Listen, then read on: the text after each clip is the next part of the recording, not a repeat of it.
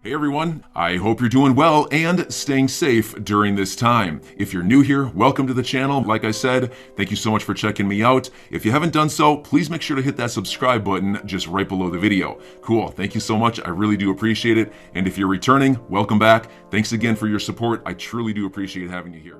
Brad Garlinghouse tweeted out about the Biden executive order. Like many of you, I thought Biden administration's executive order would acknowledge crypto but not detail specifics on next steps for regulation. However, I was pleasantly surprised. That's how I was too. Inspired by executive order acknowledging the need for evolution and alignment of the government's approach to crypto. First and foremost, this is an affirmation that crypto is here to stay. Thoughtful policy involves timely input from players, and there's a lot across the federal government. I don't want to mistake activity for progress, but this does feel like it could be a turning point. I like that. The White House finally says that we in the industry have been saying for years, if the U.S. wants to maintain its status as a responsible tech leader, it needs to provide a clear regulatory framework for an industry that's exploding in growth. 40 million Americans and counting, years of damage done by the SEC's siloed regulation by enforcement approach can be undone through collaboration between all agencies. Ripple stands ready to educate and assist. If we are to catch up with the rest of the world, we need prompt and decisive action ASAP. Well, I corrected his last part here with this.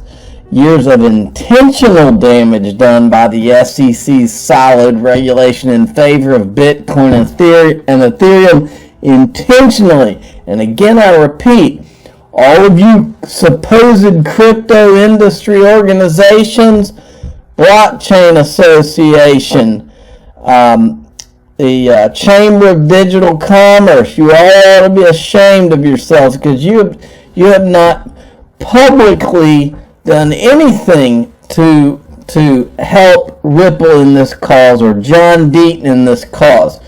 And we will continue to point that out because it's shameful. We got this executive order. Make no mistake, I said it in the last video. Make no mistake, folks. This is because of what the XRP, Army, community, whatever you want to call it, did for the last year when nobody helped us. Nobody was helping us to blow this horn. And only because of that, these people are backing off of the hardcore stance. Make no mistake. The freaking plan was to let Bitcoin and Ethereum be the crypto industry. And it wasn't until we showed up to put the truth out there and show it in their own arrogant words and show the timeline, show what had gone on. It wasn't until we did that this action was taken to keep themselves from being voted out of office. Don't forget that, folks.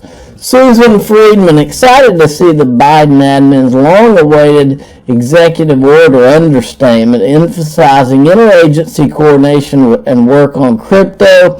What shouldn't fall by the wayside, existing legislative proposals that have already thoroughly researched this tech with actual policy recommendations. Studies and reports alone without action do not necessarily equal progress. Several bills have been introduced in Congress that, if passed, could be vital for providing regulatory clarity through federal oversight and exchanges or clarifying SEC and CFTC jurisdiction.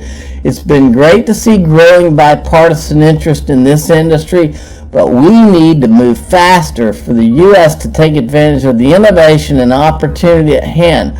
Just look at the EU. MiCA I don't know what that is, could soon be passed. This year, the U.S. should not lose momentum on these issues. Keep the political pressure going, folks. Senator Cynthia Loomis had a statement on the executive order. It's great to see. So overall, the gist of it is, folks, I think everybody like myself, I think John Deaton was the same way. I think we were braced for impact because this administration, and remember, Joe Biden is the one that hired Gary Gensler, and Gary Gensler has done nothing but go after crypto, except for Ethereum and Bitcoin, that is. So make no mistake, I believe that the plan was firmly to go after everything that wasn't Bitcoin and Ethereum, and it wasn't until we stood up and said enough and started doing our own research and showing what was going on to the world that they backed off of this. Now, this is Cynthia Loomis. It's been a long time coming, but my bill to fully integrate digital assets into our financial system is almost ready. I'm putting the final touches on it with some key advocates and partners in the Senate. But watch out for the unveiling soon. Excuse me. Charles Gasparino comes out and he says, scoop via Eleanor Terrett. Congressional sources say Senator Rick Scott is planning to meet with Gary Gensler tomorrow, which is today, on issues involving risks to American investors posed by China. He already knows the risks. This guy was in Digital Currency Wars, the video where they simulated digital currency wars back in 2019 at Harvard. Gary Gensler was one of the participants. He's well aware of the threat of China. So you have to ask yourself why he's been going after Ripple. That's the question. Okay, next, Eleanor Terrett had tweeted out, we will have BlackRock CEO Larry Fink on Fox Business today at 3:30 with Liz Clayman and Charles Gasparino talking Russia, China, ESG, inflation, and more. And I told her with a screenshot here, remember Robbie Mitchnick? I said, ask him about Robbie Mitchnick, formerly of Ripple, how he's doing as head of DLT and digital assets. We need an update. And I copied them all in on it. Now, speaking of BlackRock, okay, this was breaking from Blockworks. I love showing you what's really going on, folks. Breaking. Second largest custodian bank in the world, State Street, to offer crypto custodial services for institutions by year end. State Street. Now, remember, folks, State Street and State Street, Northern Trust, BNY Mellon, those are three of the largest custodians. And what that is, for those of you that don't know, if you buy a stock on E-Trade or Charles Schwab, you don't ever worry about where that stock certificate is, but there is a stock certificate that represents your ownership in that stock that you bought. Well, for, 100 years, I guess, State Street, Northern Trust, BNY Mellon, JP Morgan, companies like this have been the custodian. They're the ones that it's their job to take care of those stock certificates and store them and make sure they're protected. That's what they've been setting up for digital assets, and State Street is one of the largest, okay? This is a statement from back around, it was before 2021. This is the guy that runs State Street's head of digital assets. Listen to this. Let me hit the refresh on this. Many of you have not heard this. Intellectual properties, paintings, other things like crypto kitties, right? People have heard of crypto kitties. So we're seeing assets start to become digitized, trickle, and then we believe there'll be a flood. When that happens, I would look at a historic precedent. If you think about 30 years ago when assets moved from materialization to dematerialization, where we moved from coupon clipping to stock certificates to electronification. We believe the same thing will happen with digital assets. All right. So who owns State Street?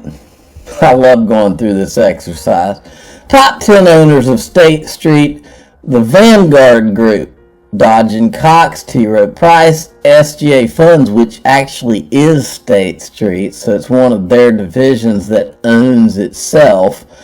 And then, of course, there's BlackRock and JP Morgan. Well, Vanguard is the number one shareholder in State Street. Who owns Vanguard? BlackRock.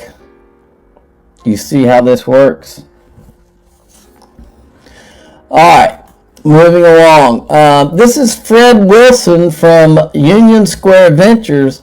By the way, Fred Wilson is one of the people who is on the list as people that communicated with Bill Hinman around the time of the Ethereum Free Pass speech.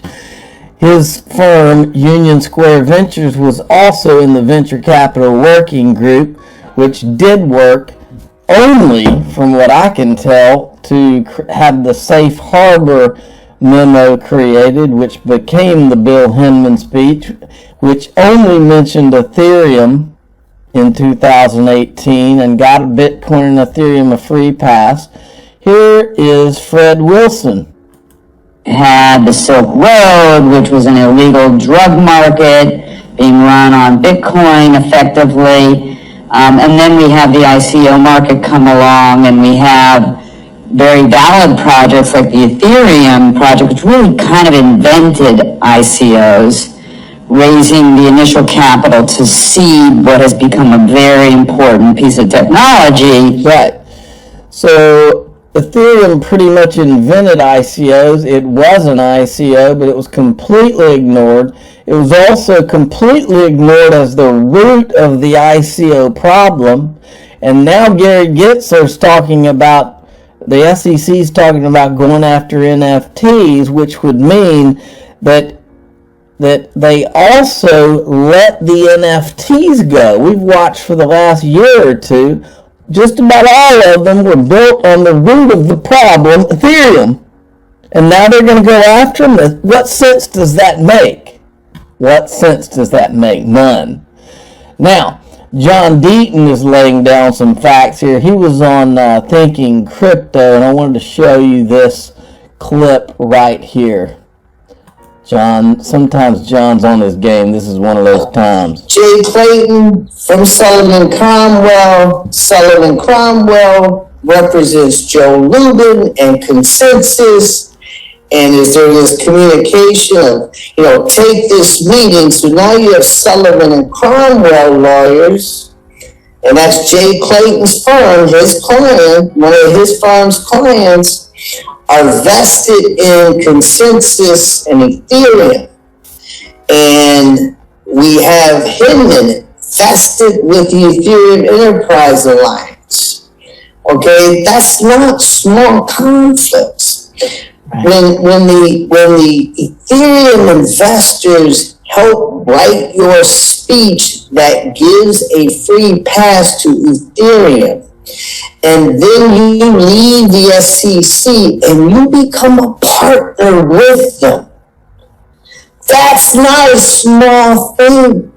Yeah. That's not something that you just trivialize, that you minimize, that you dismiss, say, oh, that's just a conspiracy theory. Bullshit. It's not, man. It looks awful. And look. Love it. Love it, love it, love it. That's good stuff from John Deaton. I want to show you a couple more things. Just in, Crypto.com reportedly informed customers in the US, UK, California, 38 other countries that they have until March 15th to repay their loans. That sounds like maybe somebody's coming after Crypto.com for lending products. I'm still looking for the SEC to go after an Ethereum-based lending product.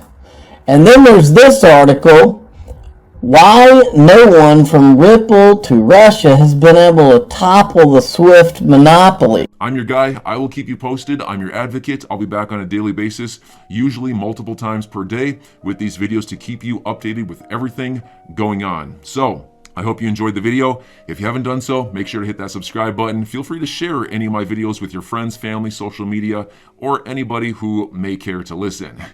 Thanks so much for your continued support. I'm always here for you. I want to help you through this time. So thank you so much for continuing to choose me. Enjoy your day, stay safe, and I'll catch you again probably in a couple hours. Thanks, everybody. See you later.